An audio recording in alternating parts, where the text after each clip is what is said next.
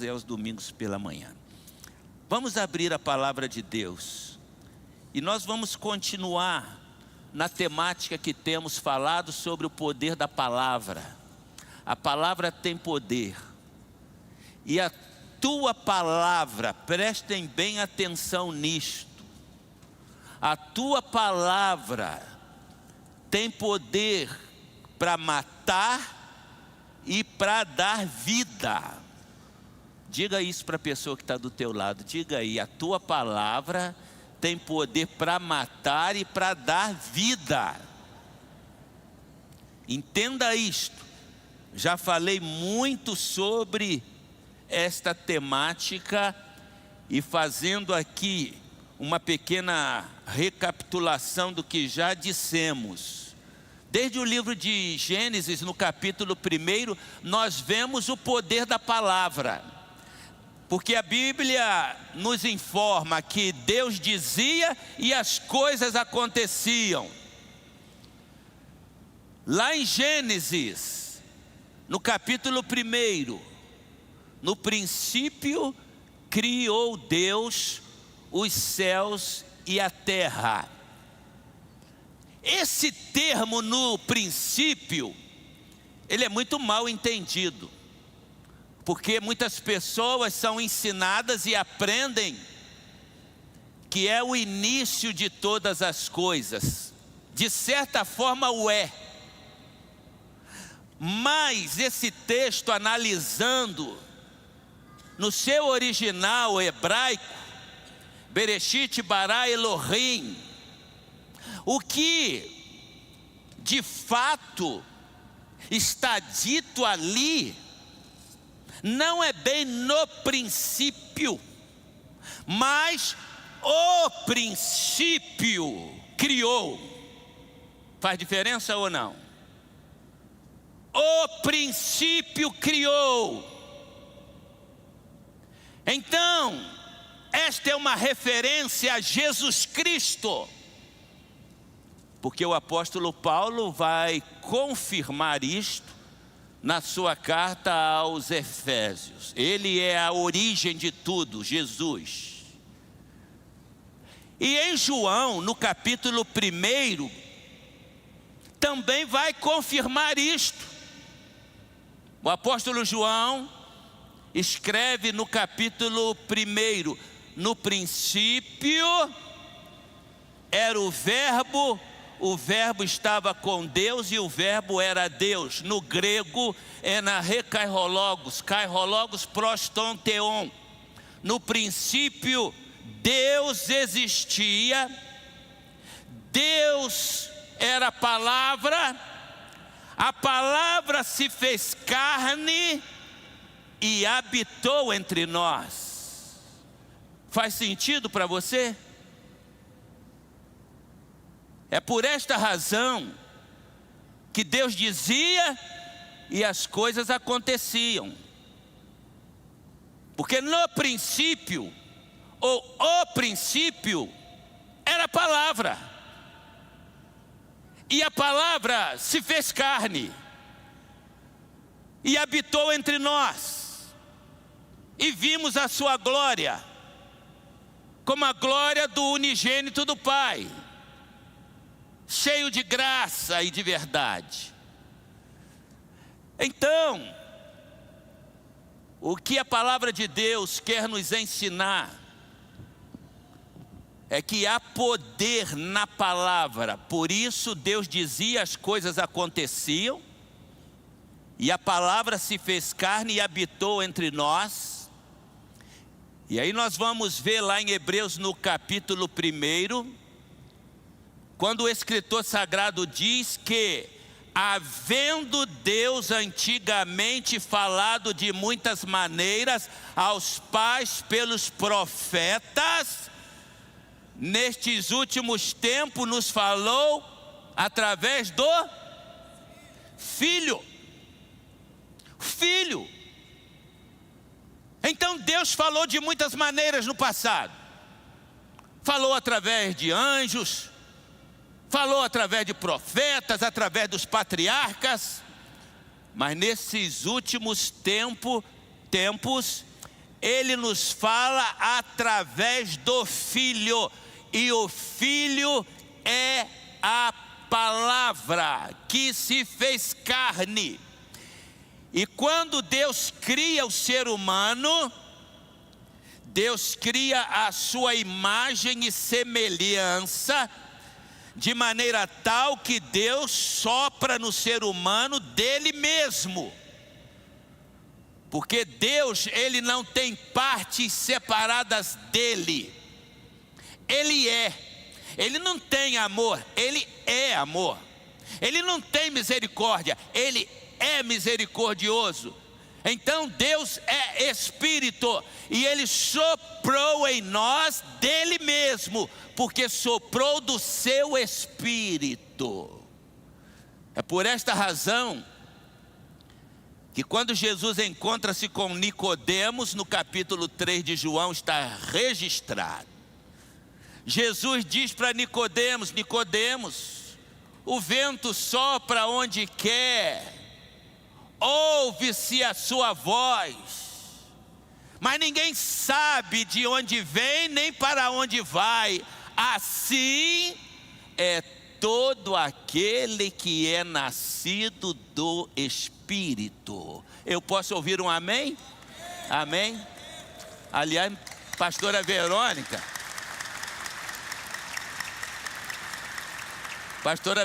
faz falta, estava em São Paulo, chegou hoje, não é?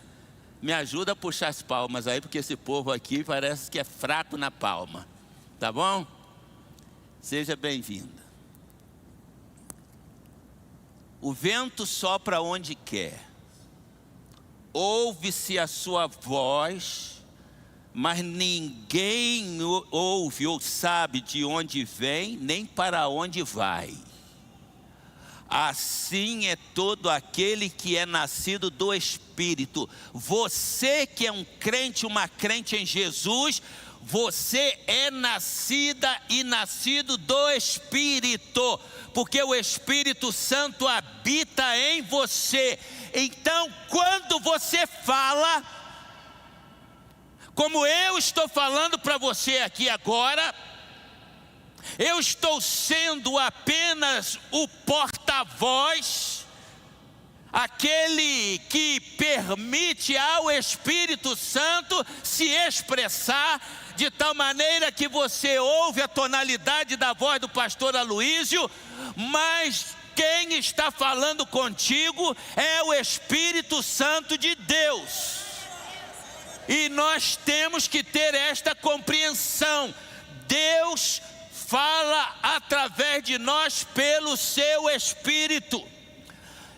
E o apóstolo Paulo, no capítulo 8 da sua carta aos Romanos, ele vai dizer lá pelos versículos 13, 14 e 15, que o mesmo Espírito Santo testifica, fala com o nosso espírito e nos convence que nós somos filhos de Deus. O que quer dizer isto? Todo ser humano é um ser espiritual, porque nós não somos matéria, nós temos matéria. Nós somos seres espirituais, crentes ou não. Por isso os que não creem serão condenados eternamente à perdição, porque são seres espirituais. A diferença é que quando você crê em Jesus, o Espírito Santo agora faz morada na tua vida, e o Espírito Santo conversa com o teu espírito humano e revela as grandezas de Deus. É por isto que você tem que entender que há poder nas tuas palavras, muito mais do que você imagina. Nós às vezes achamos que as palavras são apenas um mecanismo para a gente conversar uns com os outros, mas é uma ferramenta que Deus te deu. E esta ferramenta, como eu disse no início, pode matar sonhos, matar projetos, matar literalmente vidas de pessoas. E eu tenho encontrado pessoas que dizem: meu pai nunca acreditou em mim, minha mãe nunca acreditou em mim, e eu me vejo um fracassado. sem entusiasmo para prosseguir naquilo que era o meu ideal, ou seja, aquilo que Deus tinha colocado no coração da pessoa. Porque há muitos que vão tentar matar os projetos de Deus na tua vida. Há muitos que vão tentar matar os sonhos de Deus. Quando José do Egito sonha e compartilha com seus irmãos, o que é que eles queriam fazer? Matar José. Mas na verdade eles não queriam matar José, eles queriam matar os sonhos de José. E por esta razão, só matando José. Há muitos matadores de sonhos, e você precisa se aperceber disto para não ser um deles. Mas há também muitos que ajudam sonhos se realizarem. Tem uma palavra de bênção, tem uma palavra de estímulo, de incentivo. E mais do que isto, se nós cantamos há pouco, teu nome é cura. A cura no nome de Jesus. Jesus está em mim, está em você. De tal maneira que as nossas palavras podem curar. Os médicos, eles dão medicamentos. Os hospitais tratam de você, mas a cura vem do Senhor Jesus Cristo. É um equívoco achar que você é curado por ter tomado alguma medicação, até porque na medicina se usa o que se chama de placebo e as pessoas ficam curadas. Estou certo? Não, doutor Ramon, se estiver errado pode falar, hein? As pessoas usam placebo, ou seja, não é medicamento, mas tomam como se fosse medicamento. E muitas vezes elas ficam curadas. E de fato ficam mesmo. Porque a fé é que faz diferença. A tua palavra será uma simples palavra se ela não for irrigada de fé. De fé. É a fé que faz toda a diferença. E eu quero dizer para você uma coisa. Há pessoas que curam, mesmo não sendo tementes a Deus. No mundo das trevas, há muitas pessoas que fazem magias e curam as pessoas. E é por isso que você tem que entender que nem toda cura vem de Deus. Quando Moisés joga a serpente no chão, era de Deus aquele milagre. Ele joga a vara no chão e a vara se transforma numa serpente. Mas os magos do Egito jogaram também, e aquelas varas deles viraram serpentes. Você vai encontrar em muitas religiões ocultas, secretas, e até mesmo em segmentos satanistas, pessoas sendo curadas por causa das suas magias. E elas fazem as suas magias usando as suas palavras. E se isto é uma verdade no mundo das trevas, eu te pergunto, e no mundo da luz? Onde Deus atua, o Espírito Santo, Jesus. O que nos falta é coragem para usar a nossa voz, a nossa fala, a nossa palavra com ousadia, com convicção. É isto que a Bíblia nos ensina. E eu já mencionei aqui, se alguém se apresenta como que sendo endemoniado num ambiente como este, o que é que você faz? O que é que você faz para libertar aquela pessoa? É o poder da palavra. Em nome de Jesus, demônio, sai. E ele vai obedecer não por causa da tua voz, mas por causa da autoridade do nome de Jesus, amado. Há poder no nome de Jesus. Nós somos somente os instrumentos para que Deus nos use. E se é uma verdade para expelir os demônios, verdade é para curar os enfermos, para libertar os aflitos. Mas o que nos falta é de fato sermos revestidos deste poder e de coragem. Foi o que Davi disse diante daquele gigante Golias. O gigante vem com armamentos pesados, um enorme gigante. Porém, Davi diz, capítulo 17, versículo 40 de 1 Samuel: tu vens a mim com lança, escudo, tu vens com capacete de proteção, porém eu venho a ti em nome do Senhor Deus dos exércitos, o Deus dos exércitos de Israel, a quem tu tens afrontado. Precisamos de homens e mulheres com essa coragem. Ele não se ajoelhou para orar: ó Deus, tem misericórdia de mim, me ajuda. Na autoridade do poder de Deus, ele enfrentou aquele gigante e o derrotou. Você pode derrotar os gigantes na tua vida, se você for um homem de Deus, uma mulher de Deus, um homem cheio de fé, uma mulher cheia de fé. É o que nos ensina a palavra de Deus. Você precisa projetar na tua mente uma imagem daquilo que Deus já está realizando. É isso que nos ensina a palavra do Senhor. Eu já li e preciso rememorar para você o que está em Marcos no capítulo 11. Marcos no capítulo 11.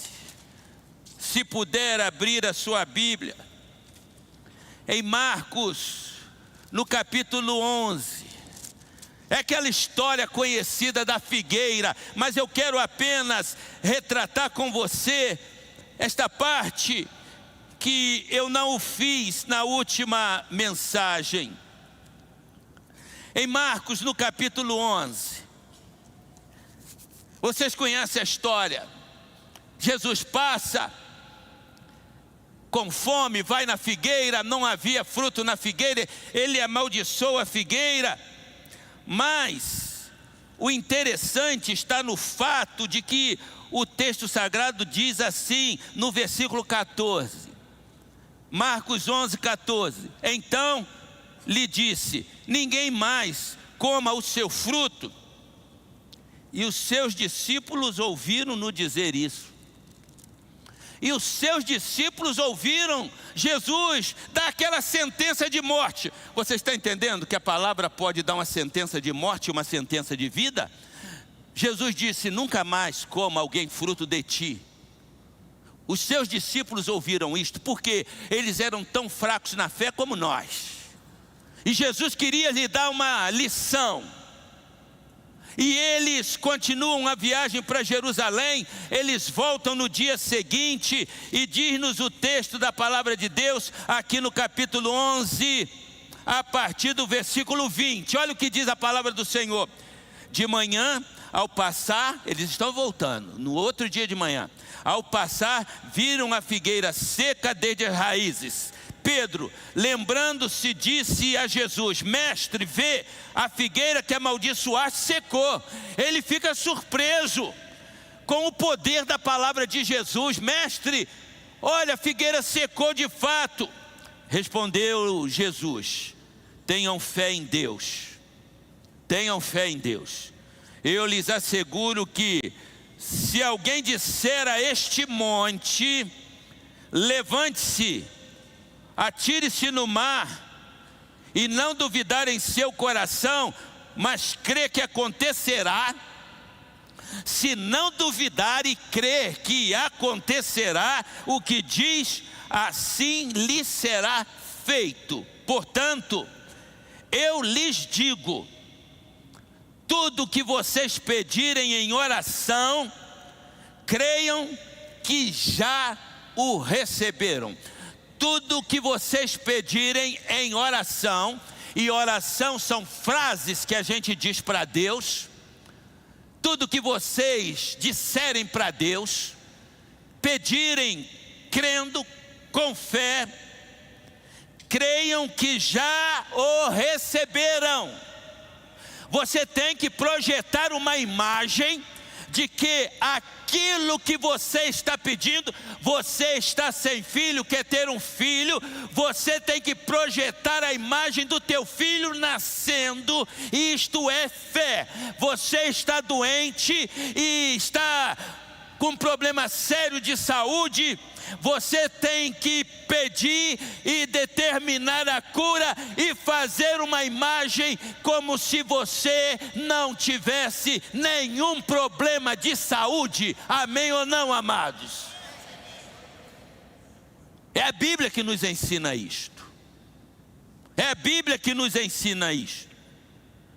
Tudo que vocês pedirem em oração, creiam que já o receberam, e assim lhes sucederá.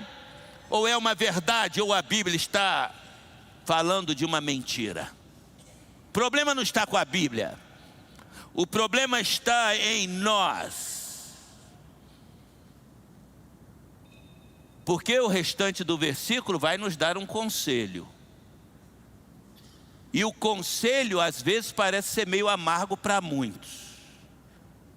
Verso 25 diz assim: quando estiverem orando, se tiverem alguma coisa contra alguém, perdoem, para que também o Pai Celestial perdoe os vossos pecados.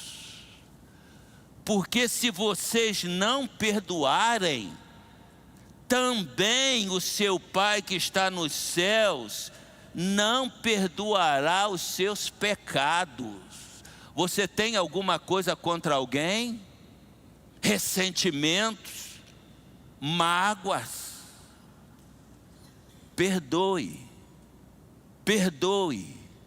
Porque uma das condições para Deus nos ouvir, é Ele olhar para nós e ver um coração puro. Não um coração cheio de ódio, raiva, rancor. Aí não vai acontecer nada. Eu gosto do texto quando Deus, Ele está falando com Abraão. Capítulo 15 de Gênesis fala a este respeito. No capítulo 15 de Gênesis, Paulo vai fazer uma referência a este texto lá em Romanos. Mas olha o que diz a palavra do Senhor em Gênesis capítulo 15, não vou ler todo o texto, mas Abraão começa a conversar com Deus, e a dizer para Deus assim: Senhor, o Senhor prometeu que eu serei pai de uma grande nação, mas eu não tenho filho, o máximo que eu tenho é um servo. Será do meu servo a minha descendência por acaso? E o verso 5 diz assim: e conduzindo-o fora, Deus conduzindo Abraão fora da tenda, disse-lhe: levanta os olhos para os céus e conta as estrelas, se você é capaz. Pois bem, ajuntou ele assim, assim será a tua descendência. Lembrem-se de que eu falei para vocês que vocês precisam de uma imagem daquilo que vai acontecer. Deus chama Abraão para aguçar a fé dele e diz: olha para as estrelas do céu, vê se você as pode contar. E ele não podia contar. Então Deus diz: assim será a tua descendência. Ele já estava com 90 anos, isto era possível? Mas a Bíblia diz: tudo é possível a quem acredita. Tudo é possível a quem crer. Tudo é possível a um homem de fé, uma mulher de fé. O versículo 6 diz-nos assim: Abraão confiou no Senhor. Abraão confiou no Senhor, e o Senhor lhe imputou como justiça. O Senhor justificou Abraão, porque ele acreditou em Deus, mesmo diante de uma situação que humanamente parecia ser impossível. Agora, abra lá em Romanos capítulo 4. Romanos capítulo 4. Olha o que diz a palavra do Senhor.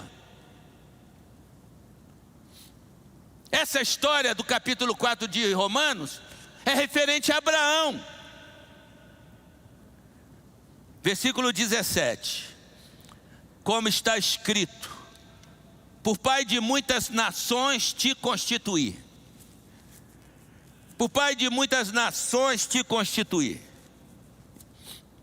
Perante aquele no qual creu, a saber, Deus, que vivifica os mortos. O Deus que dá vida para aquilo que já está morto. Deus está dizendo para Abraão, e Paulo está confirmando isso. A saber, Deus que vivifica os mortos.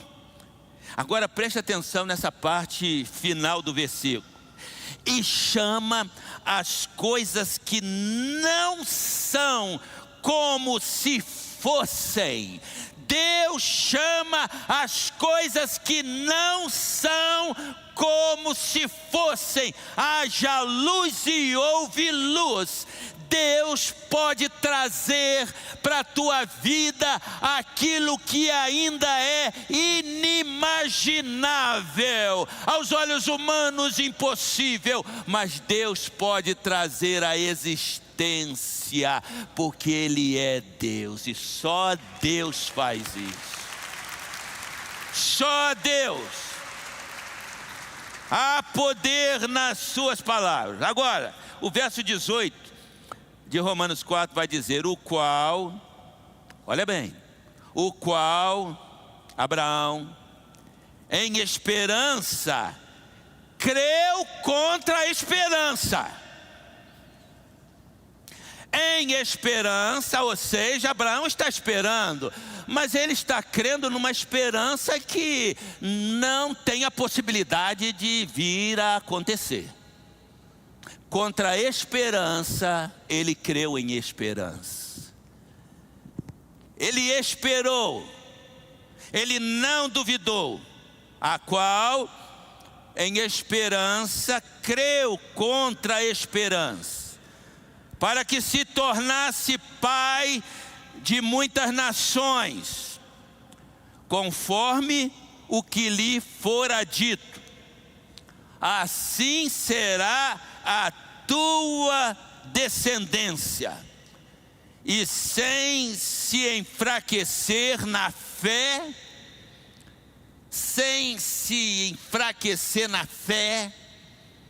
ele não duvidou em momento algum que aquilo que Deus havia prometido aconteceria.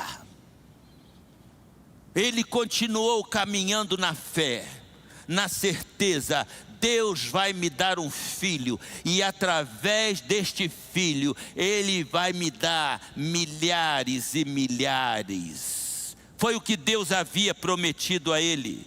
Conforme o que lhe fora dito, assim será a tua descendência. Sem se enfraquecer na fé, considerou o seu próprio corpo já morto, amortecido, pois tinha quase 100 anos, e o amortecimento do ventre de Sara.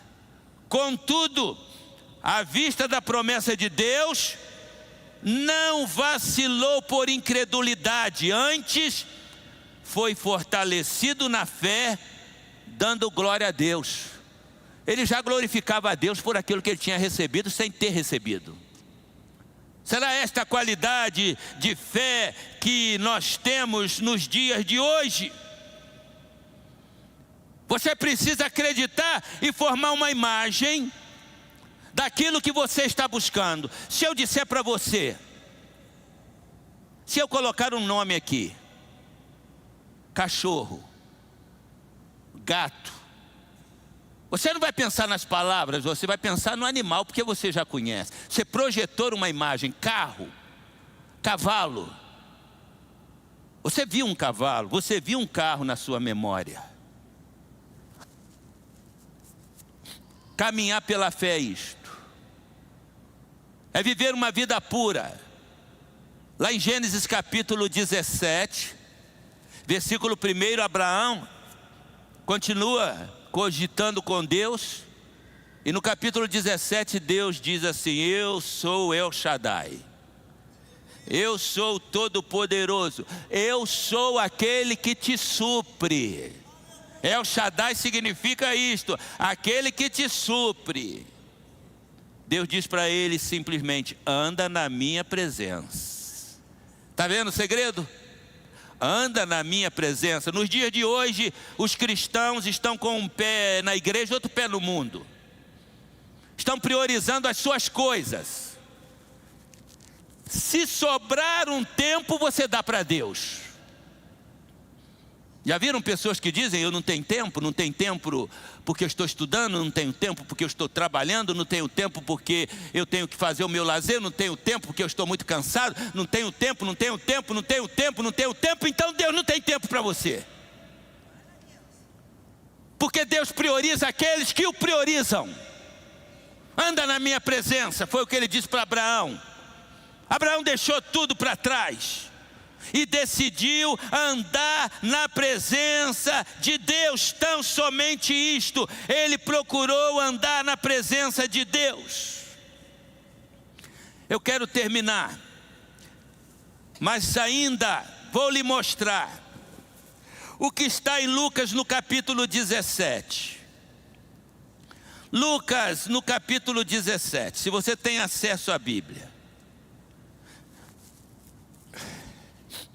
Os discípulos de Jesus foram confrontados com estas situações que eu estou lhes apresentando nessas mensagens.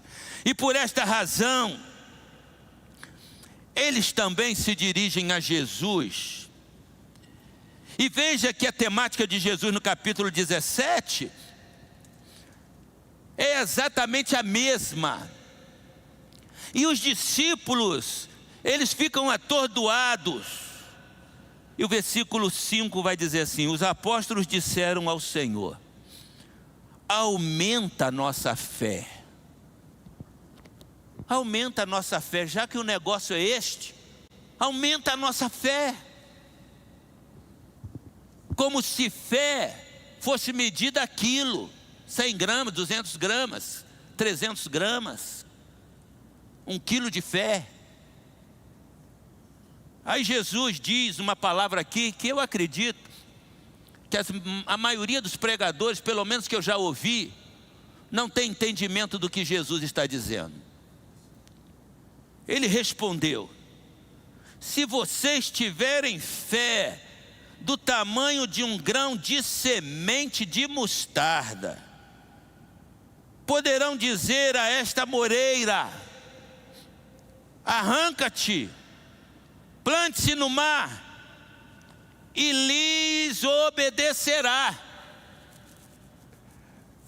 Da mesma forma que ele falou no capítulo 11 de Marcos: se vocês crerem, vocês vão dizer a essa montanha: lança-te no mar, e será feito. Ele está usando aqui, o Senhor Jesus, a moreira. Se vocês tiverem fé como um grão de mostarda, vocês dirão a esta moreira: arranca-te daqui, plante-se no mar, lhe será feito. A moreira, montanha, são problemas intransponíveis, são doenças incuráveis. Ele não está falando necessariamente de uma montanha de terra, e nem muito menos de uma árvore. Ele está dizendo: seja qual for o teu problema, se você tiver fé como um grão de mostarda. E aí vem os teólogos a debater que mostarda era essa, não é? Se era uma mostarda diferente, que crescia mais ou crescia menos, mas a semente de mostarda era a menorzinha. O que Jesus está querendo dizer é o seguinte: A semente de mostarda é a menorzinha, mas dentro dela tem todos os ingredientes necessários para que haja uma floresta de mostarda. Dentro dela, se vocês tiverem fé, como uma semente de mostarda, Jesus está querendo dizer para nós que aquela sementinha, ela tinha o poder de crescer, de se multiplicar, mesmo sendo tão pequenininha. Jesus está dizendo para mim e para você: se dentro de você tiver aquilo que tem dentro de uma semente, esse poder, essa capacidade, você vai dizer e vai acontecer. Mas para isto você precisa estar nutrida da presença de Deus na tua vida, que é o que dá vida para a semente.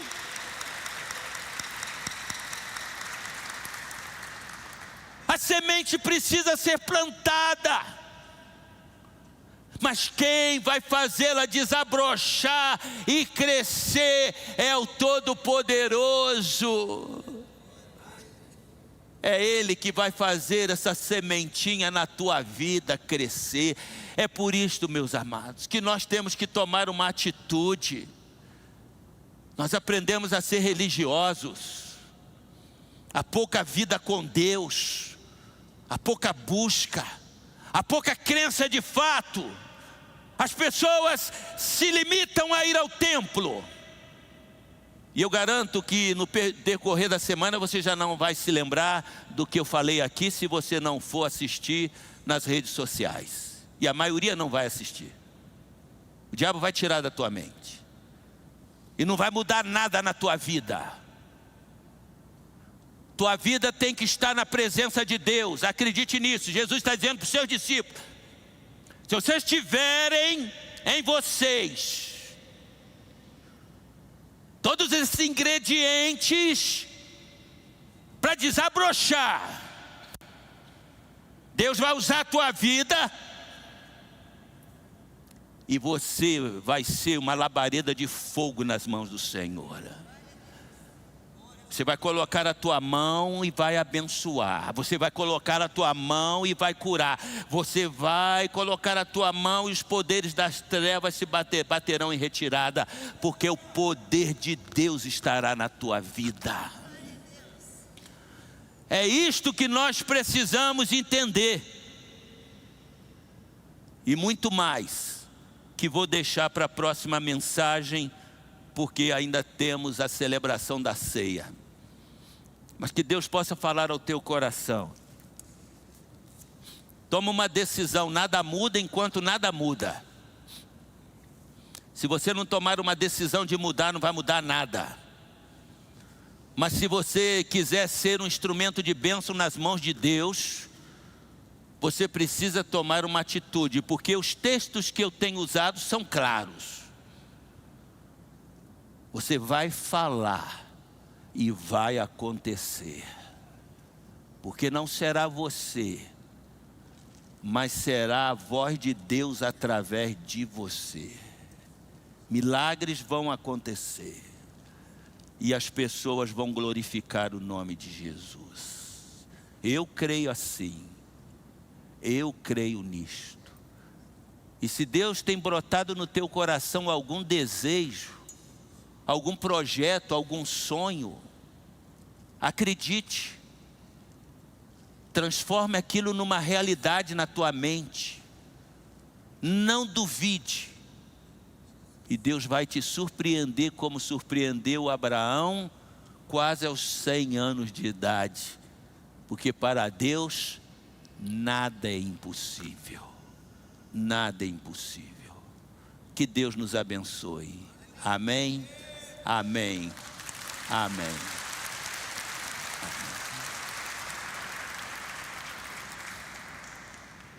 Louvado seja o nome do Senhor. Nós vamos, uma das maneiras que a gente tem de provar a nossa fé